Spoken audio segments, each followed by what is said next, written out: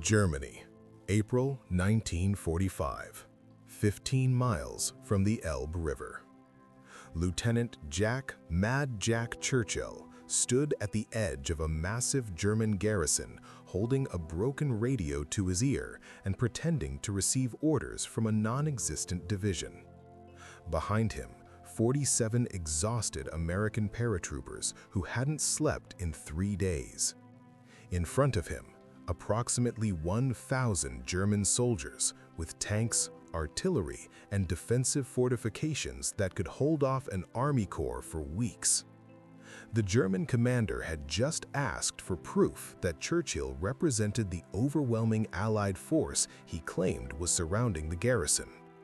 Churchill had 60 seconds to provide that proof before the Germans realized they were facing a tiny force that could be annihilated with one artillery barrage.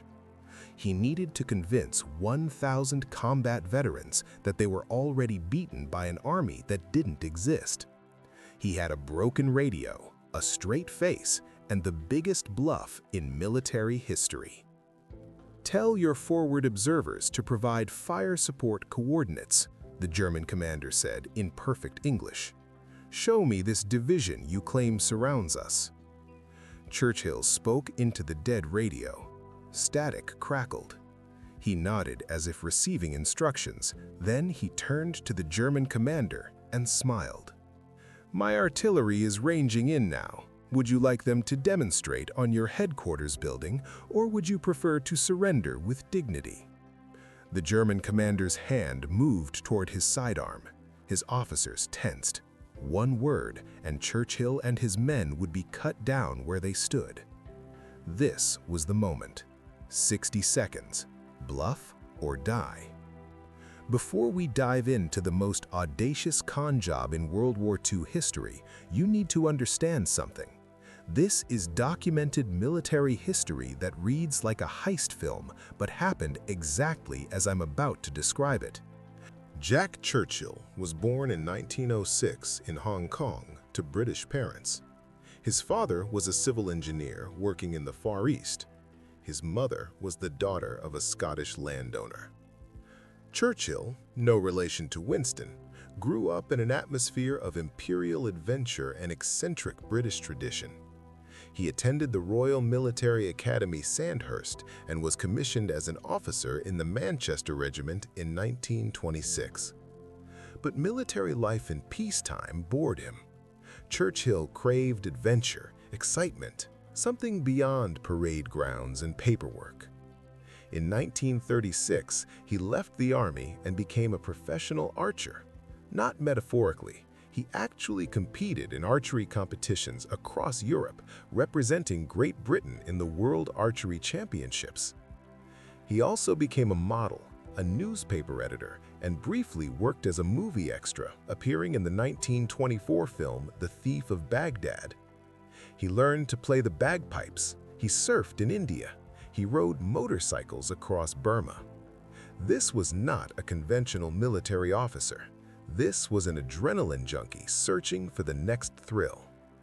When World War II began in 1939, Churchill immediately rejoined the army, not because of patriotic duty, because war promised the ultimate adventure. He volunteered for the Commandos, Britain's elite special forces units designed for raids and unconventional warfare. Churchill brought his eccentricities with him. He went into combat carrying a longbow, a Scottish broadsword, and bagpipes. This was not affectation or showmanship. He actually used these weapons in combat. In 1940, Churchill achieved the only documented longbow kill of World War II, shooting a German soldier during a raid in France. He led commando raids playing March of the Cameron Men on bagpipes while his men assaulted enemy positions. He carried a broadsword into battle and reportedly captured 42 German soldiers and an artillery battery, using only the sword and his personality. April 1945. The war in Europe was in its final weeks. Allied forces were driving deep into Germany from the west. Soviet forces were crushing German defenses from the east. Germany was collapsing. The question wasn't whether Germany would lose, but how quickly and how many more people would die. The 101st Airborne Division was advancing rapidly through central Germany, moving toward the Elbe River, where they would link up with Soviet forces. The objective was to capture as much German territory and as many German forces as possible before the Soviets arrived. This created a strange dynamic.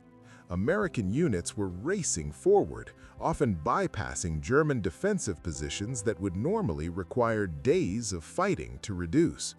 Small American forces would arrive at German garrisons and essentially negotiate surrender. Sometimes it worked, sometimes it didn't. Churchill found himself commanding a mixed force of approximately 50 men, American paratroopers and British commandos, tasked with reconnaissance and rapid exploitation of German weaknesses. His orders were simple: move fast, identify German positions, and convince them to surrender if possible. On April 23, 1945, Churchill's patrol approached a German garrison near the town of Lyons. Intelligence suggested the garrison held perhaps 200 soldiers, demoralized and ready to surrender. Intelligence was catastrophically wrong. The garrison was actually a concentration of retreating German units that had consolidated at Lyons.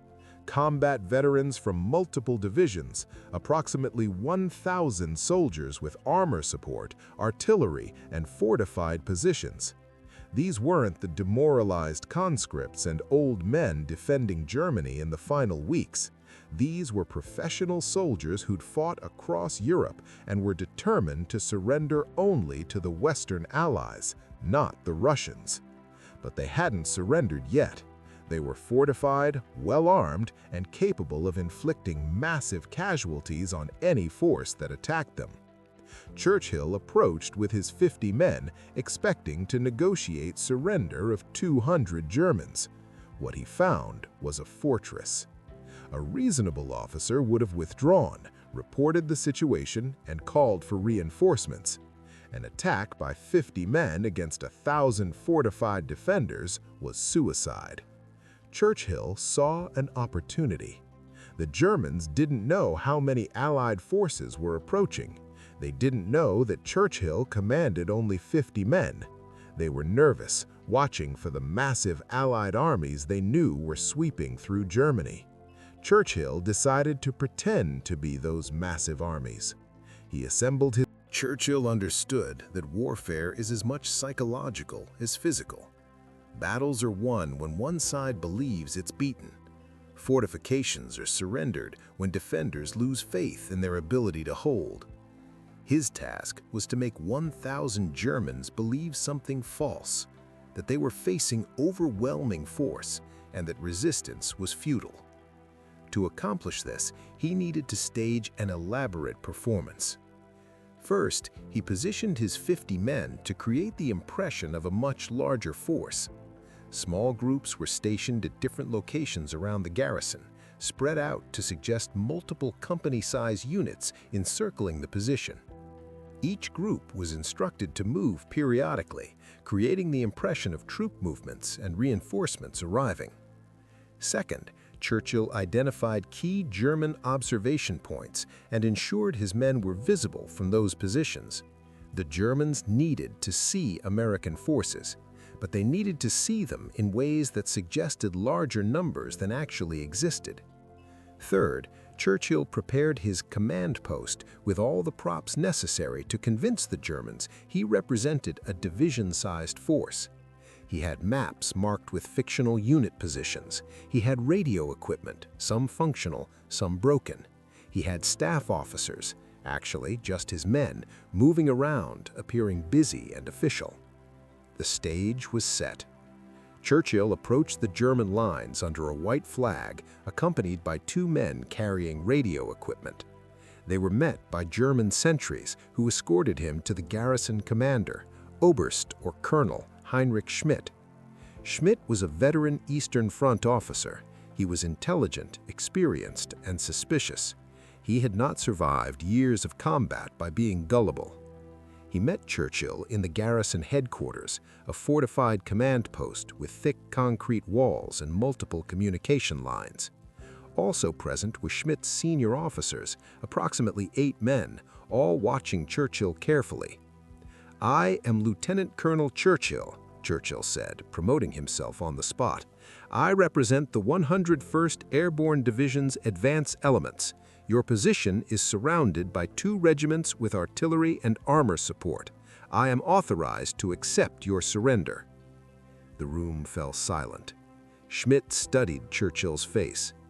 "You look tired, Colonel," Schmidt said in English. "How many men did you bring to this meeting?" "Enough," Churchill replied. "The number is irrelevant. Your position is untenable. You know this. I know this. Let's handle this with dignity." Schmidt smiled slightly. "Show me your forces, Colonel. Show me these 2 regiments you claim surround us." This was the critical moment. Churchill needed to provide proof of forces that didn't exist.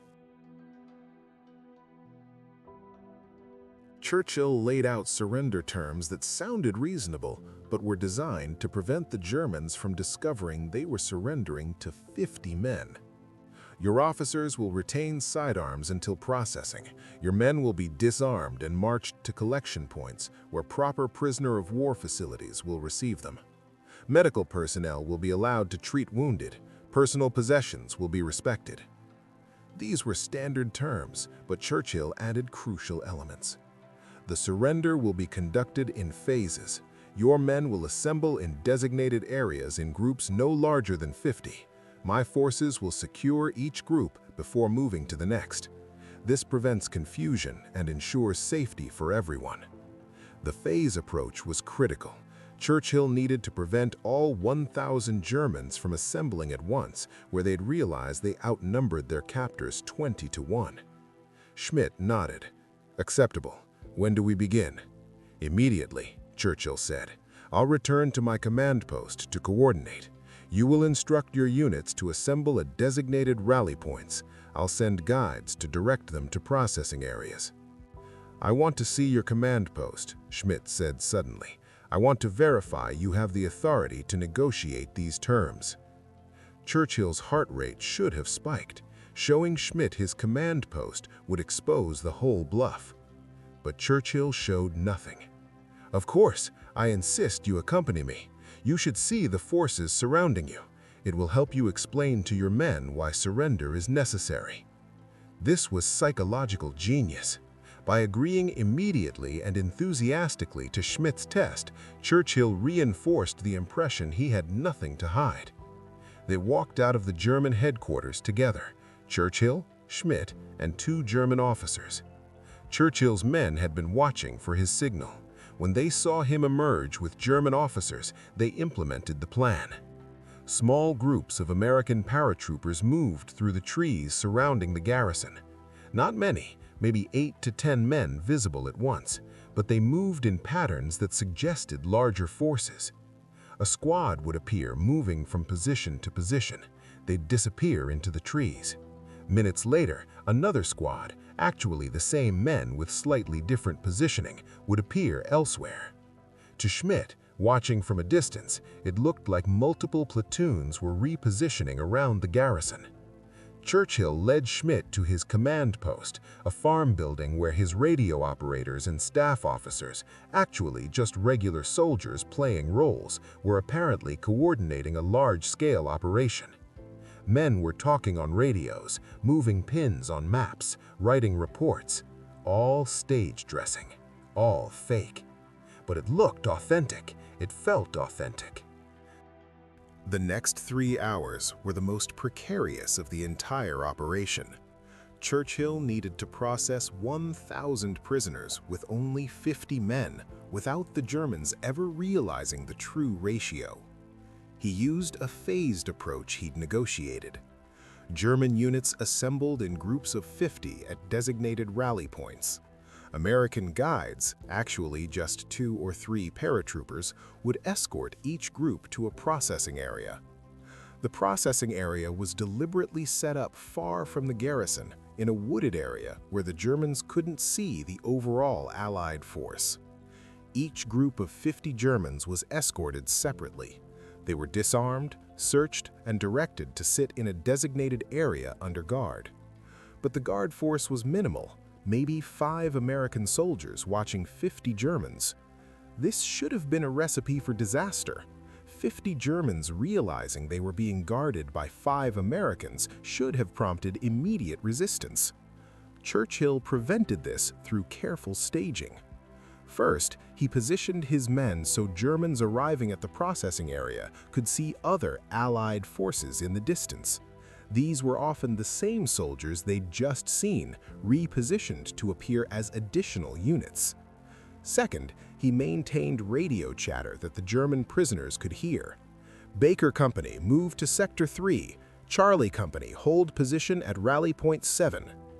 These units didn't exist, but the Germans heard them referenced constantly, reinforcing the impression of overwhelming force. Third, Churchill moved among the German prisoners personally, confident and calm, treating them with respect but firm authority. He stopped to speak with groups of prisoners. "Your colonel made the right decision. You fought honorably. This war is almost over. You're lucky to have survived it." His confidence sold the illusion. If the Allied officer in charge was this calm while outnumbered, then clearly he wasn't actually outnumbered. Several German soldiers asked where they'd be taken. Churchill answered vaguely, "Processing facilities 10 miles west. Transportation is being arranged." There was no transportation. Churchill had no idea how he was going to move 1,000 prisoners anywhere. But by the time that problem became apparent, actual American reinforcements had arrived. Churchill had sent a runner at the beginning of the surrender negotiation to request support. The message reached the 101st Airborne Headquarters, and they dispatched additional forces immediately. 3 companies of American paratroopers arrived as Churchill was processing the final groups of German prisoners. The American captain in charge found Churchill organizing German prisoners with his tiny force. "Jesus Christ, Lieutenant," the captain said. "How many prisoners do you have here?" "Approximately 1,000, Churchill replied calmly. "I'll need transportation and escort to proper POW facilities." The captain stared. "You captured 1,000 Germans with 50 men?" Churchill smiled. "No, Captain. I convinced 1,000 Germans to surrender to forces they believed outnumbered them significantly. There's a difference." News of Churchill's surrender bluff spread rapidly through Allied forces. A British officer commanding American paratroopers had convinced an entire garrison to surrender through pure confidence and psychological warfare. He'd used a broken radio, fictional artillery, and coincidental aircraft to create the impression of overwhelming force that didn't exist. Military intelligence officers debriefed Churchill extensively. They wanted to understand exactly how he'd accomplished it. Churchill's explanation was simple. "I gave them a story they wanted to believe." German soldiers in April 1945 wanted reasons to surrender with honor. I provided those reasons. The alternative was death in a pointless battle. They chose survival. The psychological sophistication of his approach impressed analysts. Churchill had understood his enemy's mental state and exploited it perfectly. German soldiers facing defeat wanted to believe they were surrendering to overwhelming force. That allowed them to rationalize surrender without feeling they'd given up prematurely. Churchill provided the overwhelming force through theater and confidence rather than actual combat power. The intelligence community studied his technique as an example of psychological operations at the tactical level. Several American officers attempted similar bluffs in the war's final weeks. Some succeeded, others were discovered and barely escaped with their lives. The difference was Churchill's absolute commitment to the role. He never showed doubt, never hesitated, never gave the Germans reason to question his story. That confidence made the bluff credible. Churchill himself received official recognition for the operation, though the full details remained classified for years. After the war, Churchill returned to civilian life. He went back to surfing, motorcycling, and seeking adventure wherever he could find it. He never saw combat again. World War II was the last war where officers like Churchill, eccentric individualists with unconventional approaches, could operate freely. Modern warfare became more bureaucratic, more structured, less tolerant of bagpipe-playing officers with broadswords.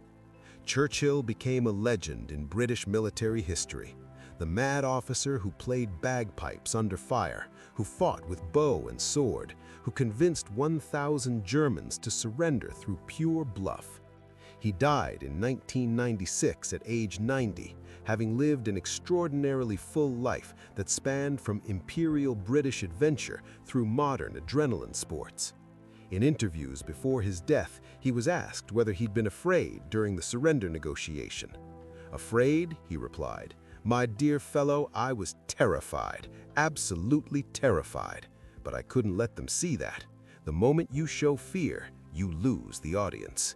And that was the essence of Jack Churchill.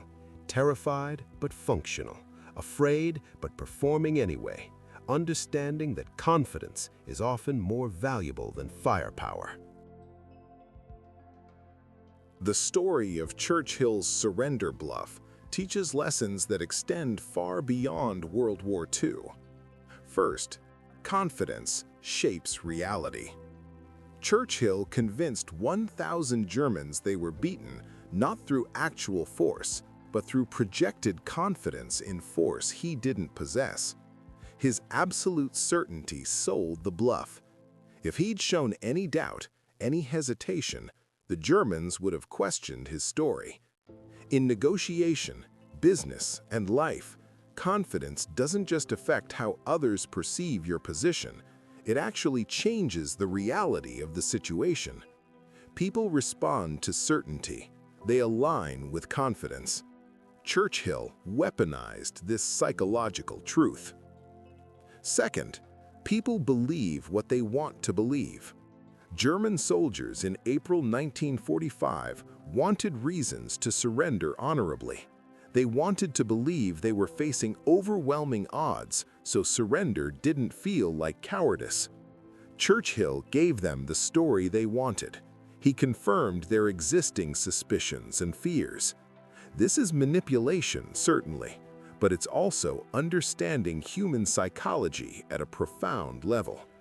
When you tell people something they're already inclined to believe, they require far less proof than when you tell them something contrary to their expectations.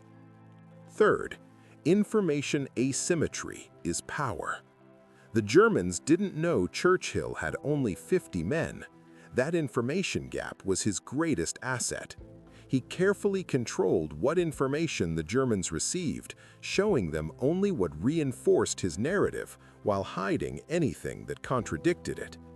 In intelligence, business, and competition generally, controlling information flow determines outcomes. The side that knows more while revealing less has enormous advantage.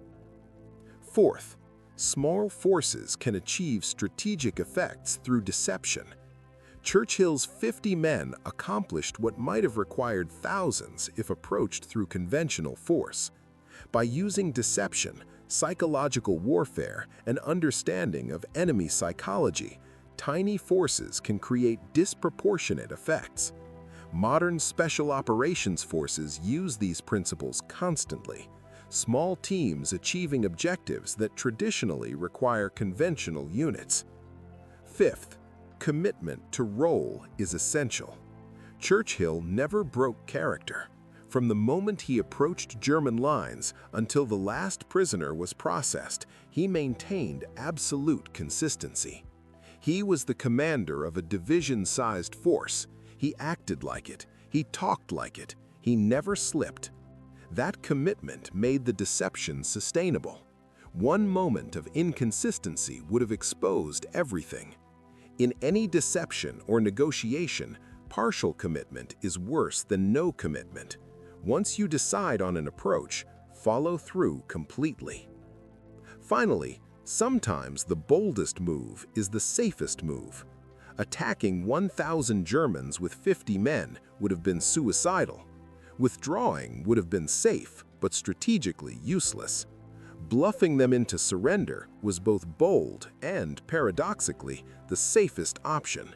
It avoided casualties on both sides while achieving the objective.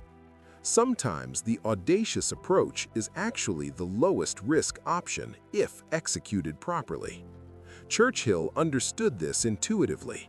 His entire career was built on doing things that seemed reckless but were actually carefully calculated risks. The story of 1,000 Germans surrendering to a broken radio and a bluff is ultimately about the power of human psychology in warfare. Battles aren't just won by firepower and numbers, they're won in the minds of combatants. When one side believes it's beaten, it is beaten, regardless of actual combat capabilities. Churchill understood this. He fought psychological battles as skillfully as physical ones. And on one April day in 1945, he won a battle with 50 men against 1,000 by convincing them they'd already lost before the first shot was fired. That's not just military history, that's genius. And Mad Jack Churchill earned every bit of his legend.